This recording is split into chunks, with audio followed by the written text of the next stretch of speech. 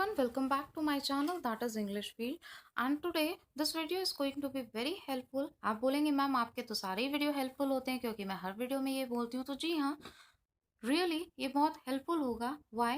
Because बहुत he requested video था कि मैम लिटरेरी टर्म्स के क्वेश्चंस नहीं समझ में आते हैं, कैसे उनको आंसर करें।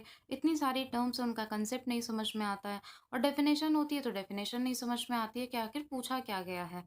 तो हम लिटरेरी टर्म की सीरीज स्टार्ट हो गई है, जितना इजी हो सकता है जिससे कि एक बिगनर को भी समझ में आए और जिनको बिल्कुल जीरो नॉलेज है, क्योंकि मेरे पास कमेंट आते हैं that I have zero knowledge of literature then also I want to give this exam. कोई प्रॉब्लम नहीं है, सीखने वाले के लिए देखिए कभी देरी नहीं होती, लर्निंग की कोई स्टेज नहीं होती। ओके, सो इसको मैंने इजी से इजी बनाने की कोशिश की है और आपको बहुत अच्छे से एक्सप्लेन करने की कोशिश की है। आई होप आपको ये वीडियो पसंद आएगा और काफ़ी अच्छे से आप अल्यूजन और एलेगरी इन दोनों को समझ पाओगे। इंपॉर्टेंट एग्जाम्पल्स हैं जो आपके एग्जाम में पूछे जाते हैं। So let's begin. तो आइए देखते हैं कि एलेगरी क्या होती है और इसके definitions and main points. So allegory दो पार्ट्स में डिवाइडेड होती है, right? One is historical political allegory. आप हिस्टोरिकल या political allegory, and second is allegory of idea, right? So these are two forms. Now will see the definition of allegory कि allegory होती क्या है, जिससे कि एग्जामिनेशन में कोई भी कीवर्ड, कोई भी पॉइंट, कोई भी स्टेटमेंट से आपका क्वेश्चन फ्रेम कर दे, आप अच्छे से उसको आंसर कर सकें। क्यों भाई?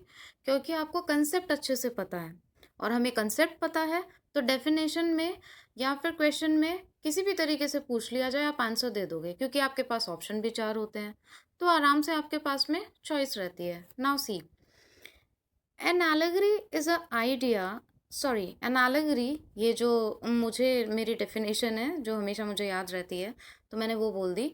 N allegory is a story with in a story. Allegory क्या होती है?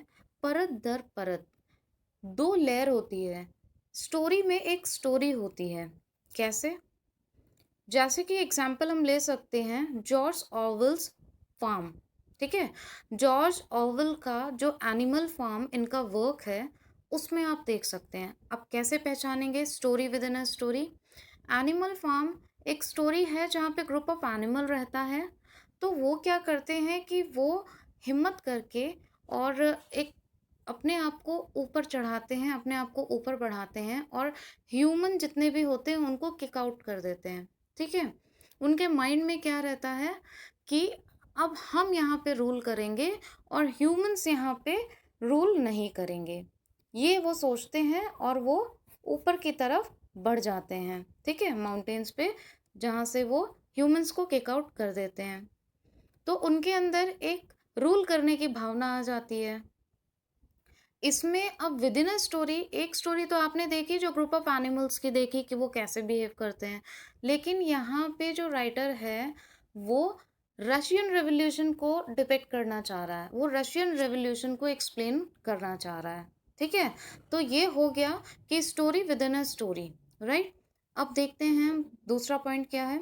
It has a surface story and another story hidden underneath. ठीक है, इसमें एक सरफेस स्टोरी होती है and another story hidden underneath, और नीचे कोई एक और स्टोरी होती है जिसको कि राइटर दिखाना चाहता है। ठीक, अब हम एक जनरल एग्जांपल से इसको समझते हैं। मान लीजिए दो नेबर्स आपस में फाइट कर रहे हैं। ठीक है, वो चाहे पत्थर फेंक के कर रहे हैं या फिर ब्ला ब्ला कुछ भी उल्टा सीधा बोल के कर रहे हैं, तो दोनों आपस में फाइट कर रहे हैं। तो हो सकता है कि राइटर ने, अगर किसी भी राइटर ने या किसी प्ले में आपने ये देखा, तो इसके पीछे जो स्टोरी छुपी हुई है वो दिखाना चाहते हैं। हो सकता है ये किसी कंट्री का वॉर हो, वॉर बिटवीन टू कंट्रीज, वो दिखाना चाह रहे हो। ठीक है, तो इसे हम कहते हैं एलेगरी। ये हो गया हमारा जनरल एग्जाम्पल। अब देखते हैं historical and political allegory. Historical and political allegory क्या होता है? In this, the characters and the actions represent historical personages and events. इसमें आपको जो कैरेक्टर्स प्ले करेंगे या फिर जो उनके एक्शंस होंगे, जो भी उनका रोल प्ले होगा, वो आपको हिस्टोरिकल पर्सोनेज दिखाएंगे या फिर उससे रिलेटेड कुछ इवेंट्स आपको दिखाएंगे। Like the most famous example, और आपके एग्जाम में भी एग्जाम्पल पूछा जाता है, ड्राइडेंस, एब्सैलमन एंड अचितोफिल। ठीक है, ये इसका एग्जाम्पल है। आई होप आपको ये समझ में आ गया होगा। अब हम बात करते हैं एलेगरी ऑफ आइडिया की। In this the characters represent abstract concepts and the plot serves to communicate a doctrine और थीसिस। ठीक है, इसमें जो एलेगरी ऑफ आइडिया, जैसा कि आपको आइडिया से ही पता चल रहा होगा। अच्छा, पहले हम आइडिया को देख लेते हैं। एक बात मैं आपको बहुत इंपॉर्टेंट बात बताती हूँ, जो भी डेफिनेशंस होती हैं वो उसके वर्ड में से ही निकलती हैं। ठीक है, अगर कभी हम ब्रेक करके देखेंगे, जैसे कि एक और लिटरेरी टर्म ले लेते हैं, हमारी डीकंस्ट्रक्शन। ठीक है, जैक्स डेरिडा जिन्होंने ये टर्म कॉइन की थी, तो जैक्स डेरिडा क्या कहते थे कि हमेशा किसी भी टर्म को ब्रेक कर करके पढ़ो, तब उसका जो रियल कंसेप्ट है या एसेंस है तब वो समझ में आएगा आपको। किसी भी टॉपिक को ब्रेक करके पढ़ो, तोड़ो, बिगाड़ो और उसके बाद में बनाओ। ठीक, उसी तरीके से एलेगरी ऑफ आइडिया आपके सामने है, जैसा कि आइडिया से ही रिप्रेजेंट हो रहा है कि आइडिया क्या होता है, हमारा एक एब्स्ट्रैक्ट थॉट होता है। एक गेस लगाते हैं हम, okay this is an idea, एक गेस लगाते हैं, एक थॉट प्रोसेस होता है। तो इसमें भी जो कैरेक्टर्स इस तरीके से रिप्रेजेंट किए जाते हैं कि उनका जो कंसेप्ट होता है वो एब्स्ट्रैक्ट होता है। ठीक है, कोई उसकी फिजिकल फॉर्म नहीं होती है, वो सारे एब्स्ट्रैक्ट आइडियाज होते हैं, फिजिकल फॉर्म में नहीं होते हैं। And the plot serve to communicate a thesis, और उस तरीके से जो भी उनकी पूरी प्लॉट होती है या जो प्ले होता है उसमें वो उस थीसिस को रिप्रेजेंट करते हैं। फॉर एग्जाम्पल हम ले सकते हैं Bunyan's the pilgrim's progress. This is very important example. Example वही रखे गए हैं जो एग्जाम्स में आपके मोस्टली पूछे जाते हैं या फिर बहुत फेमस एग्जाम्पल्स हैं। Okay, so this is the allegory. I hope समझ में आ गया होगा। Now will see allusion. अब देखते हैं कि अल्यूजन क्या होता है। Allusion is basically a reference to something else. यहाँ तक हमारी एक पॉइंट हो गया। अल्यूजन क्या होता है? A reference to something else, किसी और चीज को रेफर करना होता है। It's when a writer mentions some other work. ये तब होता है जब राइटर किसी अदर वर्क या कोई और एग्जाम्पल देता है और refers to an earlier part of the current work, या फिर कि अभी जो मान लीजिए मैं एक्सप्लेन कर रही हूँ और इससे थोड़ी देर पहले मैंने कुछ एक्सप्लेन किया, तो उसमें जो मैंने आपको रेफरेंस दिया, like deconstruction, very good example. इसी वीडियो में अभी मैंने आपको डीकंस्ट्रक्शन का एग्जाम्पल दिया। तो जब मैंने आपको बोला कि एक ही स्टेटमेंट में कुछ ना कुछ छुपा रहता है, वहीं से आपकी डेफिनेशन बनती है। राइट, बात को समझने की कोशिश करिएगा। उस डेफिनेशन में से ही, सॉरी, उस लाइन में से ही आपकी डेफिनेशन निकलती है। तो मैंने आपको डीकंस्ट्रक्शन का एग्जाम्पल दिया, यही हमारा अल्यूजन है। तुरंत आप किसी और चीज को रेफर करके अपने जो प्रेजेंट वर्क है, ठीक है, देखिए इसमें भी ये लाइन लिखी है, refers to an earlier part of the current work. तो मैंने आपको जो एग्जाम्पल दिया वो इसी से रिलेट करता है। आप एग्जाम्पल देके उसको समझाते हैं। आइए और इसको अच्छे से समझते हैं। Allusion is a brief and indirect reference. Indirect, direct reference कभी नहीं होता, ये आप ध्यान रखिएगा। To a person, place, thing और idea of historical, cultural, literary और पॉलिटिकल सिग्निफिकेंस। ठीक है, अब अल्यूजन क्या होता है? इनडायरेक्टली आप किसी चीज का रेफरेंस देते हो, चाहे वो पर्सन का दो, या फिर आप किसी प्लेस का दे रहे हो, या किसी थिंग या आइडिया का दे रहे हो, या फिर वो हिस्टोरिकल, पॉलिटिकल, कल्चरल, या फिर कोई लिटरेरी वर्क का ही आप एग्जाम्पल दे रहे हो, या फिर आप कह सकते हो उसका रेफरेंस दे रहे हो, उस रेफरेंस से आप कुछ समझाने की कोशिश कर रहे हो, तो वो हमारा होता है allusion. Now see this point, it does not describe in detail the person or thing to which it refers। अब यहाँ तो मैंने डीकंस्ट्रक्शन आपको थोड़ा सा बता दिया था, बट उसको फुली डिटेल में नहीं बताया। क्यों? क्योंकि मैंने आपको डीकंस्ट्रक्शन का रेफरेंस इसलिए दिया ताकि आप यहाँ पे समझ सको कि मैं समझाना क्या चाह रही थी। तो ये मैंने एग्जाम्पल दिया था, ठीक है, उसका रेफरेंस दिया था।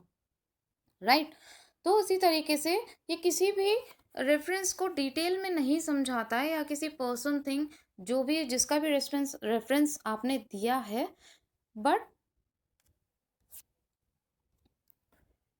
it is just a passing comment and the writer expects the reader to possess enough knowledge to spot the allusion. To spot the allusion का हम पता कर सकें and grasp its importance in a text, right? अब देखिए, ये सिर्फ एक जस्ट पासिंग कमेंट होता है। एग्जाम्पल के थ्रू भी हम समझेंगे, अभी आप पॉइंट्स देख लीजिए। It is just a passing comment and the writer aspects कि एक पासिंग कमेंट होता है जब भी कोई राइटर किसी चीज़ का रेफरेंस दे के आपको कुछ भी कन्वे करना चाहते हैं, बट वो राइटर से ये राइटर आपसे ये एक्सपेक्ट भी करते हैं कि जो भी इसको रीड कर रहा है, जो भी इस चीज़ को पढ़ रहा है, उसको इतनी नॉलेज तो होनी चाहिए कि मेरा जो रेफरेंस दिया गया है, क्योंकि देखिए रेफरेंस कोई ऐसा तो होगा नहीं कि उस टॉपिक से रिलेट ही ना करे, ये तो एक कॉमन सी बात है। तो इतनी नॉलेजेबल रीडर भी होना चाहिए कि वो उस रेफरेंस से अपने आप को कनेक्ट कर सके। अब ऐसा नहीं हो कि आपने रेफरेंस दे दिया और रीडर तो उससे कुछ भी कनेक्ट कर ही नहीं पा रहा, मीन्स उस अल्यूजन को स्पॉट नहीं कर पा रहा, पता नहीं लगा पा रहा कि उसमें अल्यूजन है क्या। अब आपको तो अल्यूजन समझ में आ गया है, तो आप उसका आइडिया लगा लेंगे। अब मैं एग्जाम्पल बताती हूँ आपको। Don't act like Romeo in front of her, ठीक है। डोंट एक्ट लाइक रोमियो, मान लीजिए मैंने बोला या फिर कोई जा रहा है किसी भी लड़की से मिलने, और मैंने उसको एक इंस्ट्रक्शन दिया that you should not react like Romeo, don't behave like Romeo, okay, you need not behave like Romeo in front of her. उसके सामने रोमियो की तरह बिहेव मत करने लग जाना, एक बहुत ही डिसेंट वे में उस तुम्हारा बिहेवियर होना चाहिए। अब रोमियो मैंने क्यों बोला, क्योंकि रोमियो सबको पता है, रोमियो एंड जूलियट शेक्सपियर का प्ले है, वहाँ से लिया गया और बहुत ही फेमस कैरेक्टर भी है जो कि सब रिलेट कर सकते हैं अच्छे से। तो वो बिना कुछ डिटेल में बताए ही समझ गया कि रोमियो का मतलब क्या है, ठीक है। अब हम नेक्स्ट देखते हैं। Oh God this scene is like Tempest, ठीक।